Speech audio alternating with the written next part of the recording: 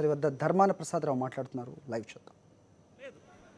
అంత పెద్ద ఎత్తున రైతులకు రుణాలు ఇప్పించామని ఆ రోజు మనం గొప్పగా చెప్పుకున్నాం. ఎందుకంటే ప్రైవేటు వడ్డీ వ్యాపారస్తుల చేతుల నుంచి రైతులను బయటకు తీసుకొచ్చామని మనం గర్వపడ్డాం.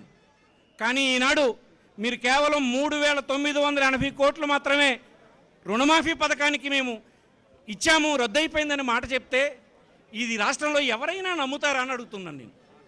ఇది సమంజసమేనా అని అడుగుతున్నాను నేను. ఎలాగ డిస్క్వాలిఫై చేయాలో ఈ పథకానికి వీలు కాకుండా ఉండేటువంటి, ఇవ్వడానికి వీలు లేకుండా ఉండేటువంటి పద్ధతులను మీరు వెతికారు. తెలివైన వారితో గమ్మత్తులన్నీ చేస్తున్నారు. కానీ అల్టిమేట్గా రుణ విముక్తి రైతులు కాకపోతే మోసగించబడ్డామన్నటువంటి భావనే ఉంటుంది తప్ప ఇంకొకటి కాదని మీకు మనవి చేస్తున్నాను. ఈవేళ 65 సంవత్సరాల నుంచి రైతుల్ని ప్రైవేట్ వడ్డీ వ్యాపారస్తుల చేతిలోంచి బయటకు తీసుకొస్తే మళ్ళీ మీరు చేసిన తప్పిదం వలన మళ్ళీ ప్రైవేట్ వడ్డీ వ్యాపారస్తుల చేతుల్లోకి రైతులంతా వెళ్ళిపోతున్నారు. నేననేది ఏంటంటే ఈ వ్యవస్థ మీ పొరపాటు వలన మళ్ళీ కుప్పకూలిపోయింది కదా. 60 సంవత్సరాలు బ్యాంకులు, ప్రజానాయకులు, ప్రభుత్వాలు, రైతు శ్రేయోభిలాషులు, రైతులు చేసినటువంటి కృషిని ఒక్క అబద్ధంతో మీరు కూల్చేస్తున్నారు కదా అని అడుగుతున్నాం. దీనికి మీరు బాధ్యులు కాదా? ఇది ఎంతటి నేరమో మీరు ఆలోచించారా? ఒక రాష్ట్రంలో 60 సంవత్సరాలు చేసిన ప్రయత్నం సఫా అయిపోయిందంటే మీరు ఎంత తప్పిదం చేస్తున్నారో ఆలోచించినారా? అలాగే రుణమాఫీకి సంబంధించి మహిళా సోదరీమణులకి 14,000 కోట్లు ఇప్పించడానికి గడిచిన 10 సంవత్సరాలు పెద్ద ఎత్తున కార్యక్రమం జరిగింది. రాష్ట్ర ప్రభుత్వ యంత్రాంగం, ఆనాడున్నటువంటి కీర్తిశేషులు రాజశేఖర రెడ్డి గారు, మంత్రివర్గం, అధికారులు ఊరూరు పరిగెట్టి అందరినీ సంఘాల కింద చేర్చి బ్యాంకుల వద్దకు తీసుకుపోయి వాళ్ళ గౌరవం వచ్చినట్టు చేసి వారికి రుణాలు ఇప్పించి వారి ఆదాయం పెంపొందించేదానికి ప్రయత్నం చేస్తే 14,000 కోట్ల రుణాలు ఇప్పించగలిసినాం. ఇన్ని సంవత్సరాలు చేసిన ప్రయత్నం మీరు చేసిన తప్పిదం వలన ఈవేళ గ్రామాల్లో మహిళలందరూ మళ్ళీ ఇళ్లల్లో మళ్ళీ పని లేక నిరుత్సాహంతో కూర్చుండిపోయినారు. దానికి మీరు బాధ్యులు కాదా? మళ్ళీ ఇలాంటి వారిని యాక్టివైజ్ చేసి వారి వృత్తిలోకి తీసుకురావడం ఎంత కష్టమో మీరు ఆలోచించినారా? మేము అంటున్నాం, కేవలం మీరు ఒక అబద్ధం అనుకుంటున్నారు. ఆ అబద్ధం వలన, ఆ అసత్యం వలన, మీరు అధికారంలోకి రావడానికి చేసినటువంటి మోసం వలన ఈ వ్యవస్థలన్నీ కొప్పుకూలిపోతున్నాయి అన్నటువంటి విషయాన్ని ఈ వ్యవస్థ ద్వారా చెప్తున్నాం, ఈ యొక్క దీక్ష ద్వారా చెప్తున్నాం. అందుకే మీరు స్పందించండి. ప్రతిపక్షానికి ప్రజాస్వామ్యంలో ఏముంటుంది? మీరు తారు తప్పితే, మీరు రాజ్యాంగబద్ధంగా పాలన చేయలేకపోతే, మీరు చట్టాలని గౌరవించలేకపోతే, మీరున్నటువంటి ప్రొసీజర్స్ని పక్కదారి పడుతుంటే ప్రతిపక్షం ప్రశ్నిస్తుంది. దాన్ని గౌరవించడం నేర్చుకోండి అని మనం చేస్తున్నాం. ప్రతిపక్ష బాధ్యత అది.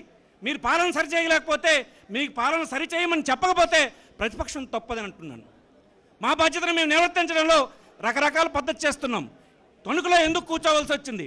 శాసనసభలో పెద్ద ఎత్తున జగన్మోహన్ రెడ్డి అడిగితే మీరు జవాబు చెప్పారా? తప్పించుకొని పారిపోయారు. మీకేమీ తెలియదన్నారు. దీనికి తెలియడానికి ఏముంది అని అంటున్నాను నేను. ఈ రాష్ట్రంలో ఎంత రుణాలు ఇచ్చారో మన దగ్గర ఎస్ఎల్బీసీలో రికార్డు ఉంది. మీరేం చెప్పారో ఎన్నికల మేనిఫెస్టోలో ఉంది. కానీ మీరు ఎప్పుడేం అమలు చేశారో చేసినటువంటి రైతాంగం, అనిపించిన రైతాంగం తెలిసిపోయింది. దీనికి తెలియడానికి పెద్ద శాస్త్రజ్ఞానం అవసరమా అని అడుగుతున్నాను నేను. మోసగించి తప్పించుకోవడానికి మాటలు చెప్పి మీరు తప్పించుకోవచ్చు, కానీ ఇందులో తెలియడానికి పెద్ద విశేషం ఏముంది? ప్రతిపక్షంగా మా బాధ్యతను మేము నిర్వర్తిస్తున్నాం. మీ శాసనసభలో అడిగాం, బహిరంగ సభల్లో అడిగాం, మండల కేంద్రాల్లో సమావేశాలు పెట్టాం, జిల్లా కేంద్రాల్లో ధర్నాలు చేశాం. చివరికి ఇదేదీ సాధ్యం కాకపోతే కనీసం సాక్షాత్తు ప్రధాన ప్రతిపక్ష నాయకుడైనటువంటి వాడే ఇక్కడొచ్చి నిరసన దీక్ష 2 రోజులు చేస్తే దాన్ని మీరు అభినందించాల్సింది పోయి వక్రీకరించి మళ్ళీ ప్రజలను రెచ్చగొట్టే పని చేస్తూ ఉన్నారు.